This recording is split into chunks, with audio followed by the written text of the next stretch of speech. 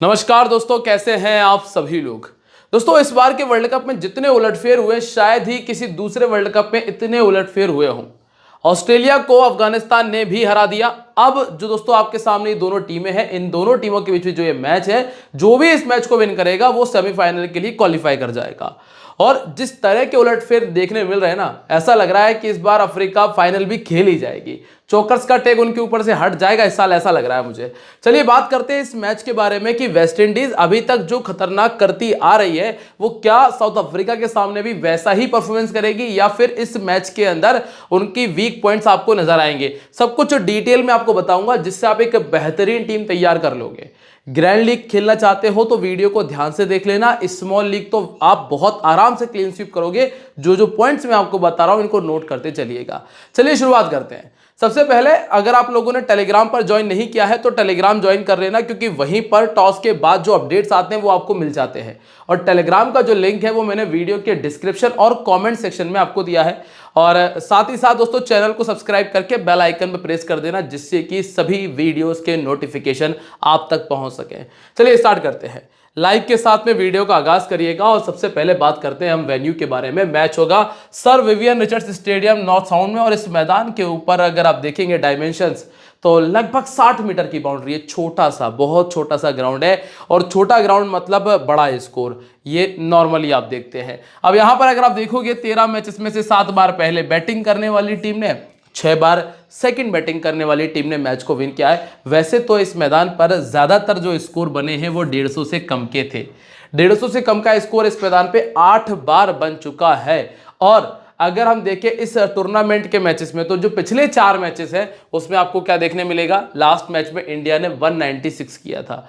वैसे दोस्तों ये बैटिंग सरफेस है, बढ़िया बैटिंग सरफेस है। ग्राउंड छोटा सा है, स्कोर बड़ा ही बनना चाहिए। लेकिन ज्यादातर जो मैचेस इस मैदान पर खेले गए वो एक बड़ी टीम और एक छोटी टीम के बीच में खेले गए। इसीलिए आपको जो ज्यादातर जो रिकॉर्ड नजर आया है वो लो स्कोरिंग मैचेस का नजर आया है। अब यहां पर अगर आप देखेंगे बांग्लादेश ने 140 किया था। यहां पे इंग्लैंड ने 122 बनाया था। डकवर्थ लुइस का मेथड था, 10 ओवर में 122 बनाया था ये। और यहां पे साउथ अफ्रीका ने 194 का स्कोर किया था। तो कुल मिला के आप कह सकते हो कि लगभग 180 वाला मैच आपको देखने मिल जाएगा। अब इस 180 वाले मैच में बल्लेबाजों की तरफ अगर आप देखेंगे तो यहां पे नंबर 6 के प्लेयर हार्दिक पांड्या ने 50 बनाया था। यहां पे जरूर क्विंटन डिकॉक का 74 था, यहां पे हैरी ब्रूक का था और यहां पे नजमुल हुसैन शैंटो, अलग अलग नंबर के प्लेयर ने स्कोर किया। चूंकि अगर मैं कल वाले मैच की बात करूं तो स्टार्ट रोहित शर्मा को भी अच्छा मिला था, स्टार्ट विराट कोहली को भी अच्छा मिला था। चाहते तो वो दोनों में से एक प्लेयर आपको बहुत बड़ी पारी खेल करके दे सकते थे, मतलब 100 वाली पारी मिल सकती थी। लेकिन उन दोनों ने वैसा कुछ परफॉर्मेंस किया नहीं। और पावर प्ले के अंदर सिर्फ एक विकेट, यहां पे जरूर 2 विकेट थे और यहां पे सिर्फ 1 विकेट। तो पावर प्ले के अंदर जो एक्सपेक्टेशंस है हमारी 60 रन प्लस 1 विकेट, इतना आप देख सकते हो। रही बात सेकंड इनिंग की तो वही कुछ स्थिति आपको सेकंड इनिंग में भी नजर आई है। यहां तो कोई विकेट नहीं था, यहां भी कोई विकेट नहीं था और यहां पे 2 विकेट हमने देखे। स्कोर करने वाले अगर प्लेयर्स की बात करेंगे तो आपको यह देखने मिल जाएगा कि टॉप ऑर्डर ने कमाल कर दिया है। सेकंड इनिंग के अंदर यहां पे डेविड वार्नर ओपन थे, यहां पे एमवेन लिंगन ओपन कर रहे थे, यहां पे एंड्रीज गोज ओपन कर रहे थे और नजमुल हुसैन शैंटो नंबर 3 पे बैटिंग कर रहे थे। मतलब जो टॉप 3 है वहां से आपको एक अच्छा स्कोर सेकंड इनिंग में बैटिंग करने वाली टीम की तरफ से मिल जाएगा। अब आपके लिए बहुत इजी हुआ है ये। कैसे? जब आप टॉस के बाद टीम तैयार करेंगे तो आपको देखना मिलेगा कि जो टीम सेकंड बैटिंग कर रही है उसके टॉप 3 में से अपना वाइस कैप्टन सिलेक्ट कर लो। अब रिकॉर्ड में आपको दिखा दूंगा कि कौन बेहतर है, किसका रिसेंट बेहतर है, किसका पुराना रिकॉर्ड बेहतर है। और रही बात फास्ट बॉलर्स और स्पिनर्स की तो 6 विकेट स्पिनर्स को यहां मिले, 5 यहां पर थे, 1 यहां था और 4 यहां पर थे। तो अभी तक जो वेस्ट इंडीज स्पिनर्स का खा रही थी, मतलब अकील हुसैन और गुदाकेश मोटी की दम पे जो चल रही थी अभी तक, वो शायद आपको यहां पे उतना बेहतर देखने नहीं मिल पाएगा। क्योंकि एक इनिंग के अंदर, सिर्फ एक इनिंग के अंदर 3 विकेट ज्यादा नहीं है। एक इनिंग के अंदर 3 विकेट स्पिनर्स के ज्यादा नहीं है। तो ये बहुत बड़ा ऐसा दिक्कत नहीं है कि आपको परेशानी पूरी स्पिनर से हो रही हो। तो ये ध्यान रखना, आप रख सकते हो अकील हुसैन को क्योंकि 1 विकेट 2 विकेट उनको मिल जाएगा। लेकिन ऐसा नहीं है कि बिल्कुल डोमिनेट कर जाएंगे और परेशान कर देंगे बल्लेबाजों को, तो वो चीज आपको देखने नहीं मिलेगी। तो इसका सीधा सीधा बेनिफिट जाएगा साउथ अफ्रीका के लिए। तो ध्यान रखना दोस्तों, जो जो चीजें अभी आपको बताई हैं सेकंड इनिंग का टॉप ऑर्डर आपके लिए जरूरी है। पावर प्ले में बहुत हद तक एक विकेट आपको देखने मिलेगा। तो जो पावर प्ले के गेंदबाज हैं जो 3-3 ओवर डाल देते हैं, उनको तो चाहे से आप छोड़ भी सकते हो, एक विकेट से आपको ज्यादा नुकसान नहीं देंगे। फिर इसके अलावा आपको जो फर्स्ट इनिंग के अंदर तो कंसिस्टेंसी नहीं है, लेकिन सेकंड इनिंग में टॉप ऑर्डर स्कोर करके दे रहा है, फास्ट बॉलर्स का डोमिनेशन रहेगा, स्पिनर्स आपको इक्का दुक्का विकेट निकाल कर दे जाएंगे। अब बात कर लेते हैं यहां से इन दोनों टीमों के बीच में खेले गए लास्ट मैच के बारे में। साउथ अफ्रीका ने 163 बनाया था, वेस्ट इंडीज ने चेस किया था, वो भी सिर्फ 2 विकेट गवा के, जिसमें आर वेंदसन के 51 थे। चूंकि अभी ये टीम में नहीं है, ब्रेंडन किंग भी नहीं है, इंजरी की वजह से चले गए बाहर, और जॉनसन चार्लेस के 69 आए थे और ओबेद मिकोय के 3 विकेट थे। फिर इसके पहले जो एक और मैच था वो भी वेस्ट इंडीज ने ही जीता था, जिसमें रोस्टन चेस का 67, ब्रेंडन किंग का 36 और गुदाकेश मोटी के 3 विकेट है। यहाँ पे डिकॉक का 41 था, रिजा हेनरिक्स का 34 था और एंडल फेलिकायो के 2 विकेट थे। चूंकि इस बार जो साउथ अफ्रीका की टीम है वो धमाकेदार टीम है। आप इनका प्लेइंग 11 देखो, बैटिंग ऑर्डर देखो, यहां से शुरू होकर यहां तक तो बैटिंग ऑर्डर है। बैटिंग 1 2 3 4 5 6 7वें नंबर तक भरपूर बैटिंग है। बैटिंग में कोई कमी नहीं। गेंदबाजी की तरफ देखेंगे तो भरपूर Anrich Nortje, Kagiso Rabada, Ottneil Baartman, Marco Jansen, 4 तगड़े फास्ट बॉलर है। स्पिनर की बात करेंगे तो केशव महाराज स्टंप छोड़ते ही नहीं है, 24 गेंदें डालेंगे, 24 की 24 गेंदें आप देखना कि स्टंप के आसपास ही घूम रही होंगी। ऐसा नहीं कि आपको वाइड लाइन पे गेंद मिल रही है, शॉर्ट ऑफ लेंथ गेंद मिल रही है, बिल्कुल नहीं मिलती। सारी गेंदें इतनी बेहतर होती है कि बल्लेबाज परेशान रहता है। अब गेंदबाजी किस तरीके से कराते हैं साउथ अफ्रीका की, जरा देखो आप। पहला ओवर लेकर आते हैं मार्को येंसन, इसके बाद दूसरा ओवर मिलता है रबाडा को, तीसरा ओवर मार्को येंसन, चौथा ओवर रबाडा को। ये आपको स्टार्टिंग के 4 ओवर हो गए। 5वां ओवर आएगा, केशव महाराज डाल देते हैं, या फिर हो सकता है कि एनरिक नॉर्किया का भी इस्तेमाल हो जाए, और ऑटनिल बार्टमैन 6वां ओवर लेकर आ गए। डेथ ओवर में नॉर्किया की ओवर फिक्स है, वो 2 ओवर डेथ में डाल के आपको देंगे। कगिसो रबाडा का 1 ओवर फिक्स है, और बाकी 19वां और 17वां मार्को येंसन और बार्टमैन ने डालकर दिए थे। बार्टमैन इस टीम के तगड़े गेंदबाज हैं, विकेट टेकर गेंदबाज है। इस मैदान पे इस टीम ने एक मैच खेला था जिसमें डिकॉक का 74 आया था, मार्कराम का 46 आया था और क्लासेन का 36 आया था, और जिसमें कगिसो रबाडा के 3 विकेट हमने देखे थे। अब बात करते हैं यहां से रिकॉर्ड्स की। रिजा हेनरिक्स, मैंने पिछले मैच में रिजा हेनरिक्स पे दाव लगाया था, लेकिन इतनी जोर से स्ट्रगल चल रहा है रिजा हेनरिक्स का, मतलब गेंद बल्ले से लगने का नाम ही नहीं ले रही थी। मैंने रिस्क लिया था ये सोच के कि फाइनली आज बैटिंग विकेट पर इनके बैट से स्कोर आएगा।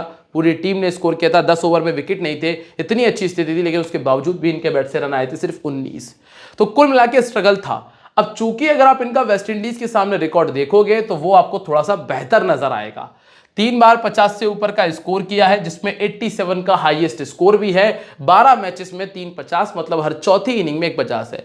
तो चलिए, स्मॉल लीग में तो मत रखिएगा, लेकिन ग्रैंड लीग में वाइस कैप्टन एक टीम में तो कम से कम बना लीजिएगा, और चाहो तो 2 टीम्स में ट्राई करना। कमजोरी इनकी कुछ भी नहीं है, लेकिन हाँ स्ट्रगल कर रहा है, इतना मैं बता दूं आपको। फिर है क्विंटन डिकॉक, पिछले 2 मैचेस में बहुत कमाल की बैटिंग की है। हालांकि लास्ट मैच में एक इनको जीवनदान मिल गया था, और पहले बैटिंग करते हुए इनके बैट से 4 50 आ चुका है, सेकंड बैटिंग करते हुए 1 50 और 1 100 ये लगा चुके हैं। इनको आंद्रे रसेल ने 2 बार आउट किया है, लेकिन आपको स्ट्राइक रेट देखने की भी जरूरत है। 43 गेंदों में 186 का स्ट्राइक रेट, मतलब परेशान नहीं थे। ऐसा नहीं कि परेशान हो रहे हो और विकेट फेंक दिया हो, रन बना रहे थे तो विकेट दिया है, ये स्थिति हमने देखी है, तो परेशानी नहीं है। कुल मिलाकर क्विंटन डिकॉक जो कि विकेट कीपिंग भी कर रहे हैं, तो आपके लिए जरूरी पिक हो गए। अब आ गए नंबर 3 पे। पिछले मैच में क्लासेन नंबर 3 आए थे, चूंकि ऐसा तभी होता है जब विकेट नहीं जाते हैं टॉप ऑर्डर से, और ऐसा पिछले मैच में हुआ था। 10 ओवर तक विकेट नहीं गए, फिर उन्होंने सीधे क्लासेन को भेजा। तो अब लेकिन अगर पहला विकेट जल्दी जा रहा है तो मार्कराम ही नंबर 3 आएंगे और ये नंबर 4 ही पे आएंगे। और हुआ क्या था, रनआउट हो गए थे। वेस्ट इंडीज के सामने अभी तक उतना अच्छा नहीं हुआ है, क्योंकि अगर आप इनके पुराने रिकॉर्ड पे जाएंगे तो पहले इन्होंने इतना अच्छा किया नहीं है जितना अच्छा ये पिछले 1 साल से करते आ रहे हैं। 1 बार 50 से ऊपर का स्कोर है, जो कि सेकंड इनिंग में था। इस टूर्नामेंट में अभी तक सिर्फ एक 36 और एक 46 की पारी आई है। लेफ्ट आर्म मीडियम परेशान कर जाता है। 12 का बैटिंग एवरेज है। ओबेद मिकोय है, चूंकि जब ये बैटिंग करने आएंगे तो ओबेद मिकोय इनके सामने नहीं मिलेंगे, तो ये भी दिक्कत नहीं के बराबर है। फिर इसके बाद है डेविड मिलर। डेविड मिलर संकट मोचन है, मैं पहले भी कई बार कह चुका हूं, जब इनकी टीम स्ट्रगल करती है तब आपको डेविड मिलर के रन मिलेंगे। जब टीम स्ट्रगल नहीं कर रही होगी तब मिलर के रन आपको नहीं मिलेंगे। जाओ रन नहीं बना रहे हम, वो स्थिति है। 12 इनिंग 226 रन, 23 का बैटिंग एवरेज है, और 48 का इनका हाईएस्ट स्कोर है। ये वेस्ट इंडीज के सामने है। 2022 से 2024 की अगर बात करेंगे तो लगभग 40 का बैटिंग एवरेज। सेकंड इनिंग में बैटिंग करने आते हैं तो 3 बार 50 कर चुके हैं, 100 कर चुके हैं। कमजोरी इनकी कुछ भी नहीं है, खिलाड़ी तगड़े हैं, आप रखना चाहें तो बिल्कुल टीम में जगह दे सकते हैं, स्मॉल लीग में भी और ग्रैंड लीग में भी। अभी जो हमने 4 प्लेयर देखे हैं इनमें से अगर हम कैप्टन और वाइस कैप्टनसी की बात करें तो एक डिकॉक निकल कर आते हैं और एक क्लासेन निकल कर आते हैं। और नंबर 5 तक आ जाओ तो एडन मार्कराम को आप वाइस कैप्टन तक लेके चल सकते हो। इन्होंने वेस्ट इंडीज के सामने बहुत कमाल की बैटिंग करते हुए 2 बार 50 से ऊपर का स्कोर किया है और 22 से 24 में भी इनके 3 50 है। 13 इनिंग में 6 विकेट है। चूंकि गेंदबाजी शायद ना ही देखने मिले और ऑर्थोडॉक्स के सामने इनको थोड़ी दिक्कतें रही है। अब दिक्कत आएगी अकील हुसैन से। लेग स्पिन इनको परेशान कर जाती है, लेकिन फायदा है कि जो वेस्ट इंडीज की टीम है उनकी टीम में कोई लेग स्पिनर नहीं है। और गुदाकेश मोटी ये भी ऑर्थोडॉक्स गेंदबाज ही हैं। पहले बैटिंग करते हुए 2 50 किया है, पिछले मैच में स्ट्रगल किया, जल्दी आउट हो गए, लेकिन ये खिलाड़ी नंबर 3 पे बेहतर ऑप्शन है। फिर आपको मिलता है ट्रस्टिन स्टब्स।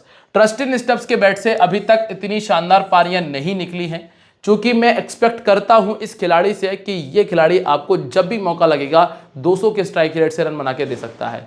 पर अभी हाल फिलहाल की स्थिति में टॉप 5 इतने बेहतर है। अगर आप ऊपर से 2 खिलाड़ी छोड़ रहे हो, कोई भी 2 खिलाड़ी, जिसमें मैं अगर छोड़ने वाले खिलाड़ियों के नाम बताऊं आपको तो एक रजा हेनरिक्स और एक मिलर हेनरिक्स और ज्यादा से ज्यादा मार्कराम, अगर आप ये 3 खिलाड़ी छोड़ रहे हो तो आप स्टब्स तक आ सकते हो। मतलब आपको रखना पड़ेगा डिकॉक, क्लासेन, स्टब्स, ये बेहतर ऑप्शन होंगे, क्योंकि यही 3 खिलाड़ी मैं सोच रहा हूं कि अगर ये 3 नहीं चलते तो इन 3 पे मेरा दारोमदार होगा। वैसे मिलर भी एक बढ़िया ऑप्शन है। सेकंड बैटिंग करते हुए इन्होंने 1 50 किया है, कमजोरी इनकी भी कुछ नहीं है, 25 का बैटिंग एवरेज है। और इसके बाद आते हैं मार्को येंसन। मार्को येंसन को अभी तक विकेट नहीं मिला है और इस मैच में भी विकेट के ना के बराबर चांसेस है। क्यों?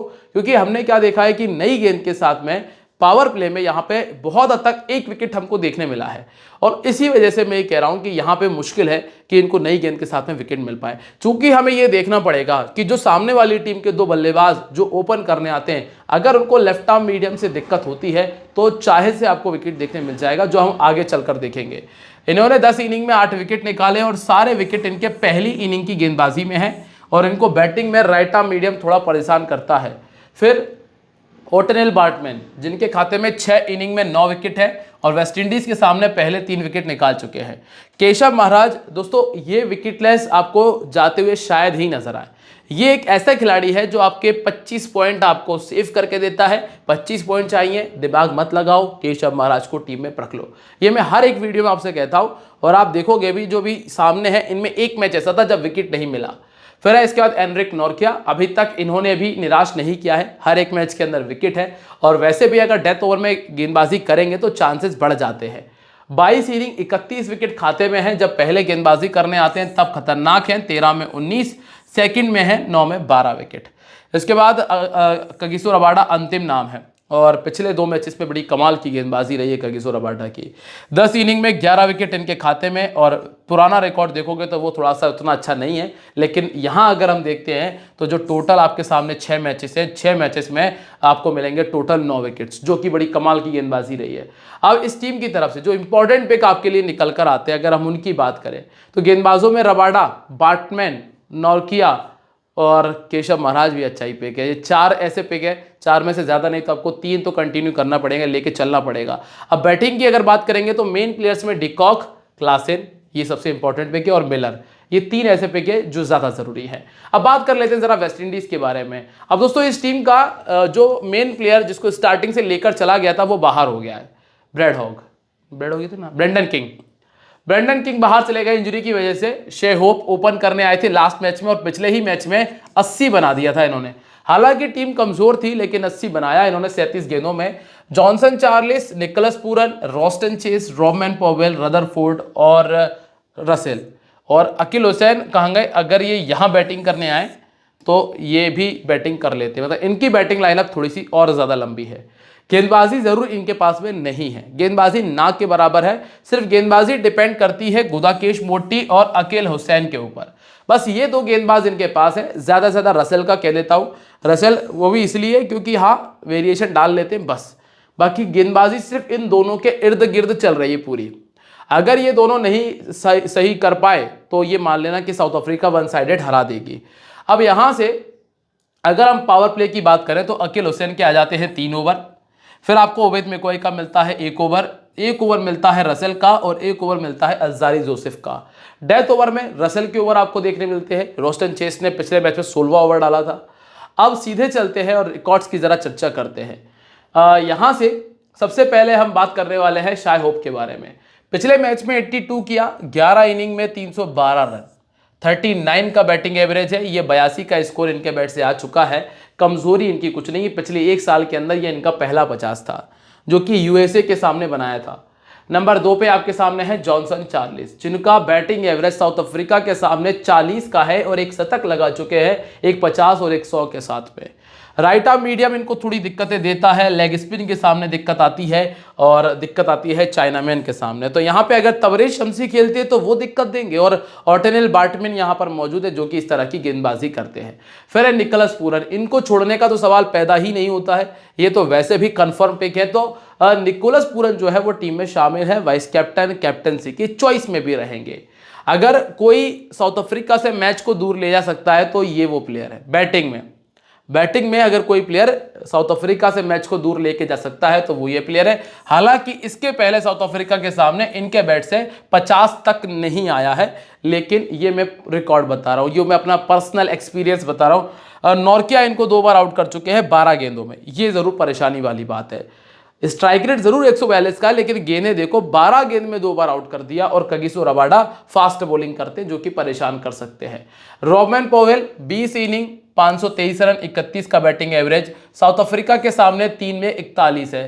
दोस्तों ये जल्दी आउट होने वाला प्लेयर है, शीघ्र पतन वाली स्थिति आप कह सकते हो कि मतलब ऐसा नहीं कि 90 बना रहा है, 80 बना रहा है, हिटिंग ये भी कर लेंगे, ये भी 4 छक्के 5 छक्के लगा सकते हैं। लेकिन स्थिति क्या है कि अगर 2 लगा दिए, 3 लगा दिए, चौथी पे आउट हो जाना है, मतलब वो स्थिति है। आपको इनसे नुकसान होगा 36 रन का, 35 रन का, 40 रन का, इससे बड़ा नुकसान शायद ना हो।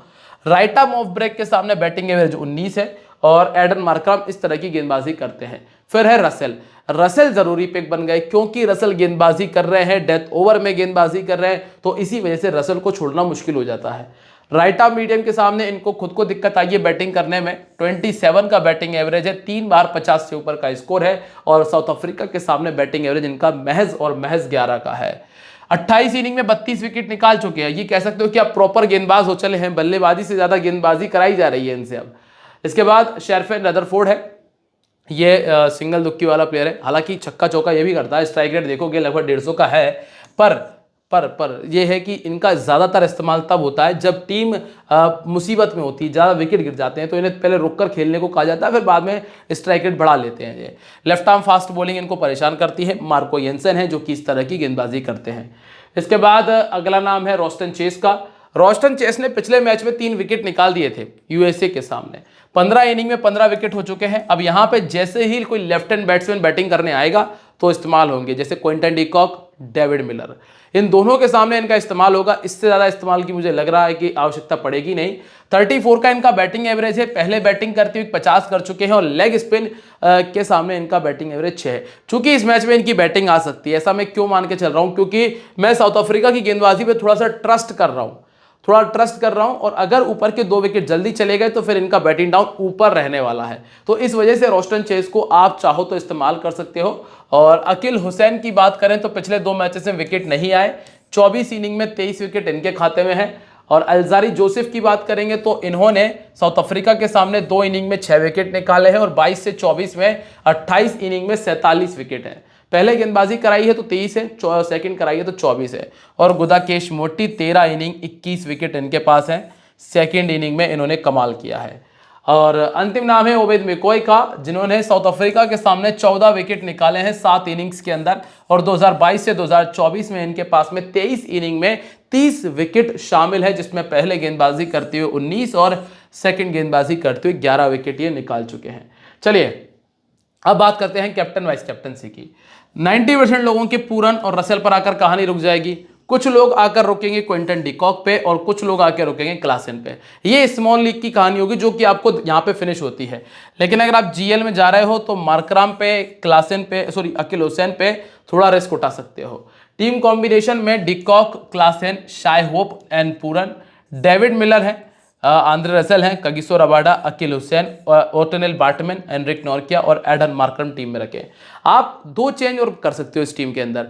पॉसिबल चेंजेस क्या है, एक तो आप रोस्टन चेस को जगह दे सकते हो बैटिंग के लिए क्योंकि उनकी गेंदबाजी भी आएगी, या फिर आप शे होप के स्थान पे यहाँ पे जॉनसन चार्लेस को रख सकते हो।